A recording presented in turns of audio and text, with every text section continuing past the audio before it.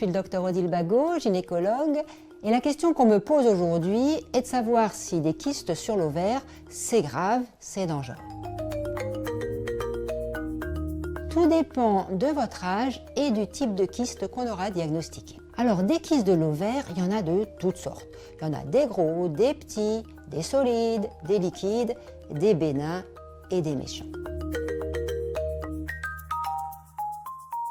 On va d'abord parler des kystes liquidiens, qui sont ce qu'on appelle des kystes fonctionnels. Sachez déjà que lorsque vous ovulez, sur votre ovaire va se former un petit kyste de pratiquement 2 cm. Et ce kyste, au moment des règles, il va disparaître et réapparaître au moment de l'ovulation suivante. Donc il est normal d'avoir un petit kyste en milieu de cycle quand on n'est pas sous pilule. Ces petits kystes-là, quand on disovule, il peut arriver qu'au lieu d'éclater, ils restent et donc chaque mois, ils vont être un tout petit peu plus gros et ça va nous faire une boule de liquide de 4, 5, 6 cm parfois.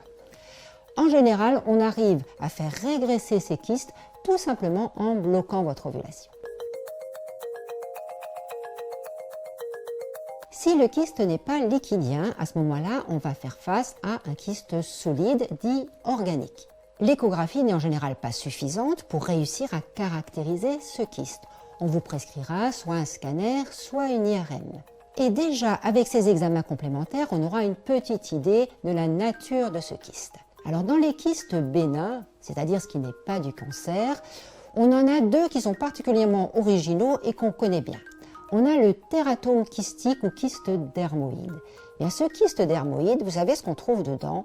On y trouve des choses très originales comme des dents, des cheveux et des tissus qui peuvent venir de n'importe quel organe du corps, du tissu thyroïdien ou de peau. Habituellement, s'ils sont sensibles ou douloureux, on a tendance à les opérer et les donner à analyser. L'autre type de kyste relativement fréquent, ce sont les kystes endométriosiques. Qu'est-ce que c'est que l'endométriose ?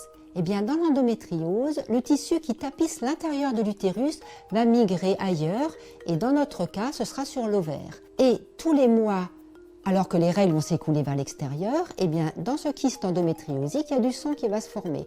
Et chaque mois, ça va grossir et on va arriver à un gros kyste plein de sang. C'est en général déjà diagnostiqué à l'IRM, ce kyste endométriosique, mais quand ils sont volumineux, on a intérêt à les opérer. Il reste bien sûr ce qu'on aimerait ne pas trouver, c'est le cancer de l'ovaire. Il a certaines caractéristiques, c'est vrai. Il y a un marqueur sanguin qui s'appelle le CA125 qui est très élevé dans le cancer de l'ovaire, mais qui est aussi élevé en petite proportion dans de la pathologie bénigne.